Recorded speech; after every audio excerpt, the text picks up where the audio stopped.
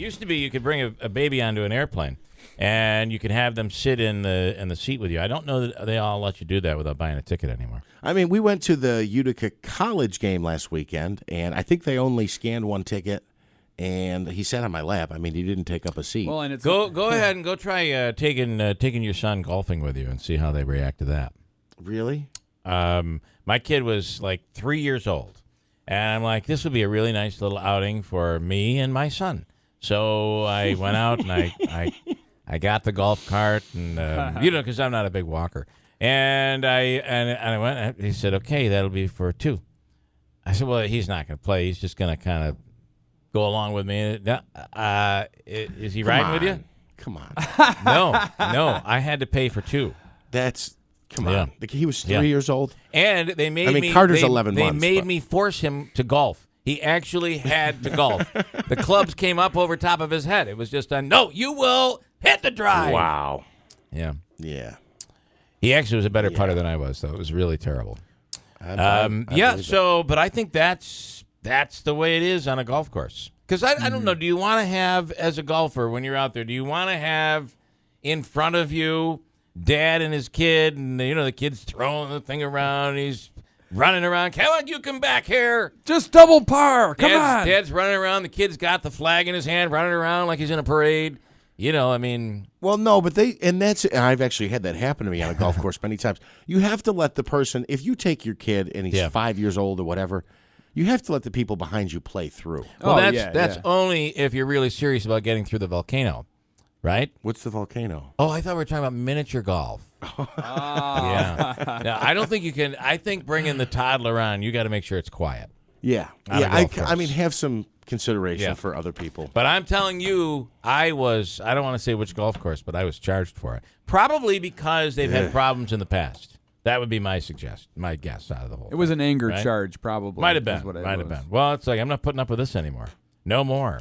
What else do I have? You want some more audio? You want me to just keep going politics all morning long? Because I have enough material. Well, the awful parents bit was a good detour. But what it was, yeah. CNN interviewed a Hillary supporter at a protest the other night, and he went off on a crazy rant about the Electoral College. Here we go.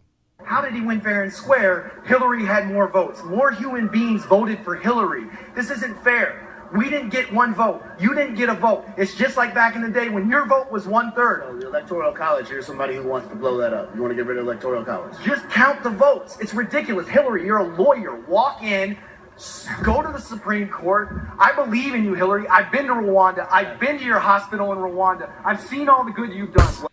Okay. That's me just punching the guy in the head. First of all, I'm assuming he's talking to someone who was black because he said your vote used to be 1/3. It was actually 3/5.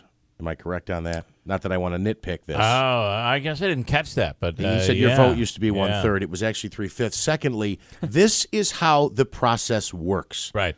Right? I mean, know the rules of the game if you want to play. It's like any game. I mean, it is a game. I hate to say this, but there are rules. I mean, you can't be like, listen, in football, right. You can't go trying to change the rules out of the, like they did the other night against the Bills, saying that's not roughing the pass. Personally, I'm saying I can go either way. If it's the popular vote or the Electoral College, however we want to figure this out, I can go either way.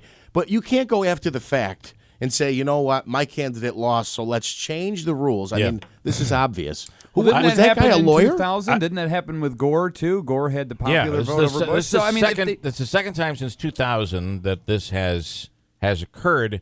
But I'm okay with the Electoral College. It's there for a reason.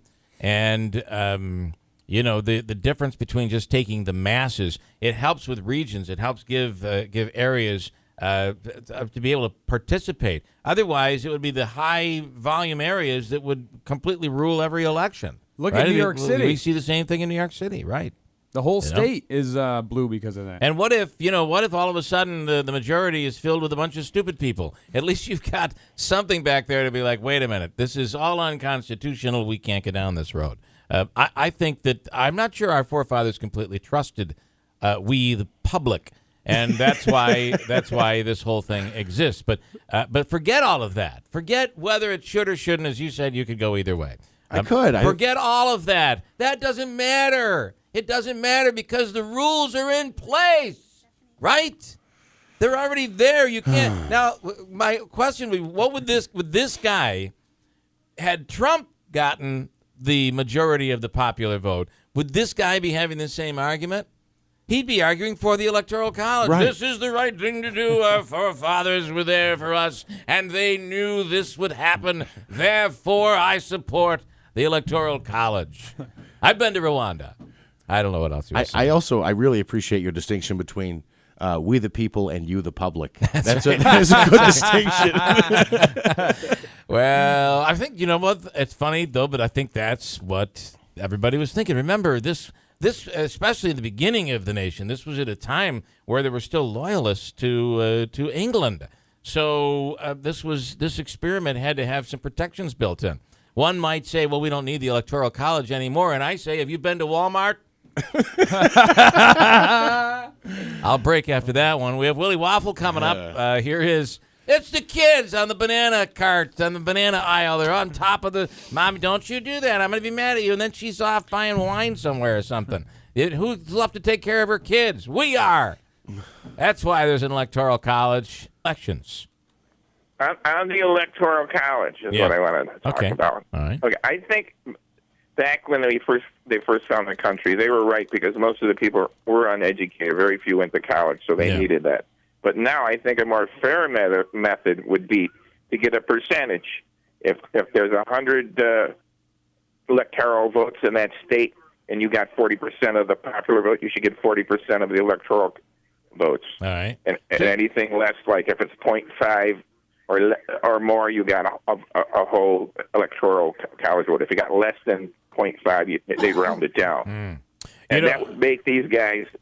You notice they only campaign in the key states, the 5 or 6 states. That would make them have to go all over the country and listen to all the people to get votes. And I got to tell you, though, the problem is the campaigning across the country is to take a state like New York. I mean, Hillary won. She won the popular vote here as well. Right. She only won 16 counties, though. If you went by county... But you can't go by counties because you've got to go by population. Right. She won 4 million to 2.6 million. He got, 30% or something like 30? Yeah, I forget. Whatever it was, he should have got 30% of the votes. Same thing in California. Yeah. He's from New York. He couldn't even campaign his own state. That's what the primary is for. But at the end he could have gotten some votes. I'm sure he got votes in California. Right. But at the end of the day, Joe, we can complain to fix it now, but you can't complain to change the results. This guy wants... Oh, no. Yeah. I'm fine with the results. I'm saying they fix it because I know Griffel mentioned something about some convoluted scheme. You get the overall popular vote. You get some... I mean, this would be much easier and I think much fairer. And I would get them to have to go and campaign all over and listen to the people. Listen to everybody, right. Okay. All right. Instead of just catering to those few key states there. Joe, I wish they'd give the radio people the power to be able to say, Joe, I'm going to form a committee and I'll put you on it. And let's see if you can make the change here. So, I would love to be on that committee. And I'd like to make one prediction if you'll let me. All right, go ahead. Okay. Claudia is our representative, congresswoman. Yeah. I predict if a judgeship opens up in the area that she can put in for, she'll put in for it. Just as fast as Yen has put in for when he was county executive, because I think that's what she's really after. All right. Well, let's see what happens, Joe. I'll remember. I'll keep you in mind if that ever happens. Okay. Okay. All right, Joe. Thanks a lot, Bill. Willie Waffle is goodbye, Joe. Willie Waffle on the line right now. WaffleMovies.com. Quickly, your impression of what went down on Tuesday night. What a wild ride, baby. Man. I knew Trump was going to make it close, but I was like a lot of other folks. It just looked like the math wasn't there. I was looking at it, Monday night, and it's like if Trump doesn't pull off Florida and North Carolina and Pennsylvania and I was like, all those ands are hard. Yeah. You can't do them all, and he did them all. Didn't you feel, though, like you were watching, for me, I'm watching a Bills game, and it's the first quarter. And you just got a feeling that it ain't going to go well. Nothing seems to be going well. You had that feeling that Trump had momentum right from the start on Tuesday. I did. Oh, yeah, anyway. you started to pick up on it, especially when it looked like Florida was going to go a little bit earlier than we anticipated. Ohio was going to go a little bit earlier than we anticipated. Yeah, I'm with you. The signs were there as the night unfolded. Yes, but not before. I think it's amazing. He really has pulled off something I don't think a lot of people understand. And I say this because I do have a degree in political science. Yes. Okay, the people who showed up and made the difference for him were the white working class voters, and they were people who feel disaffected and who don't typically vote.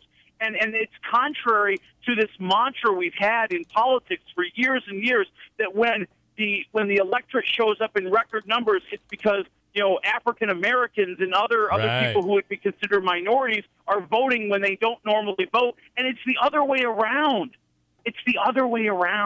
You're absolutely right. I mean, and all these formulas can't work when they're doing their predicting, when they're doing the polling. The formulas can't work if something different happens. For instance, if this white population of low to middle class that really doesn't vote, that feels like they've been left out, what happens if all of a sudden they vote? Well, here's your answer. And you saw that in 2004 with George W. Bush. Mm-hmm. That's how he won it. He won with those white voters, those Christian voters who feel that society has left them behind, that they're ridiculed by society, they're looked down upon by the elites, and they had somebody that stood up for them, and they came out and they voted for that person. And don't think that's wild. And don't think that can't happen in New York. If you go back to Cuomo versus Pataki. Yeah. It was upstate New York that carried George Pataki to the governorship, and nobody ever thought it could happen. Yeah, no, you're exactly right. Oh, boy, 94. We'll talk about 94 over drinks some night, buddy. All right, let's do it. All right, Willie, listen, here we go. We're getting into the season, and you've got 3 movies to look at. Let's start with Arrival, which is about aliens, by the way. Yes, it is. It's about 12 alien spaceships that have shown up on planet Earth, one of them in Montana, and the authorities, the government, pulls in Amy Adams, who's a leading linguistics professor in America, and she's supposed to talk to the aliens, find out what they want, find out why they're here. And this is what gets me. This is Trump's America. We blow up the aliens if they show up, people. We chase them back to whatever space they came from, and we give them a little Will Smith one-liner. We don't talk to them. We don't learn about their feelings. I mean, a lot of people are gaga over Arrival. They think it's really very refreshing because it's exactly the opposite of what I've told you. And it has its merits and it has its interesting parts. I think it starts off in a very kind of compelling way because there's a sense of danger to it. There's a sense of mystery to it. But eventually, the movie fades away because it starts to become more and more about Amy Adams and her personal struggles and how this all plays into the interactions that she's having with the aliens. And I'm like, dude, I just want to learn why the aliens are here. Right. What are you giving it there, Willie? I'll go 2 waffles. I think it's an interesting movie. I'm just not as enamored with it as everybody else is. Almost Christmas. The dysfunctional family gets together for their first Christmas since Mom passed away. Yeah, and it is a stereotypical formulaic Christmas movie. We've got the family coming in, and they're going to have their fussing and their feuding, and everybody's going to have their secrets. And by golly, don't you know it, there might even be something that brings them all together just in time for Christmas. And, but it works. It's kind of sweet. It's kind of fun. It's got a really great cast. Danny Glover, Gabrielle Union, Romany Malco. You've got Monique and J.B. Smoove giving you all the laughs and all the comedy. It's a movie that you can go to. You can enjoy it. Yes, it's going to have many, many, many, many, many faults, but at least you'll feel good when you leave. All right. Shut In. How many waffles on that? I'm going 2.5 waffles on Almost Christmas. And Shut In, unfortunately, I didn't get a chance to see it. They're really not trying very hard to get people to see Shut In. It's a movie where Naomi Watts plays this psychologist who's living in a very rural New England area, very isolated, and there's a horrible snowstorm. And now she's got to, help this little boy. And I'm sorry, I haven't even seen the movie, and I'm willing to bet that little boy is a ghost. All right. So you have no idea on that one, but we're surmising if they don't push you to see it, chances are they don't want you to see it. Exactly. All right, got it. All right, good stuff, Willie. And America moves on after yet another election day. Hard to believe. Well, some of us do. Some of us do. We try anyway. All right, Willie, enjoy the weekend. Have a great weekend. All right, you too, buddy. I'll talk to you next week. Willie Waffle. Before you go to the movies, you can check it out, Willie Waffle or wafflemovies.com.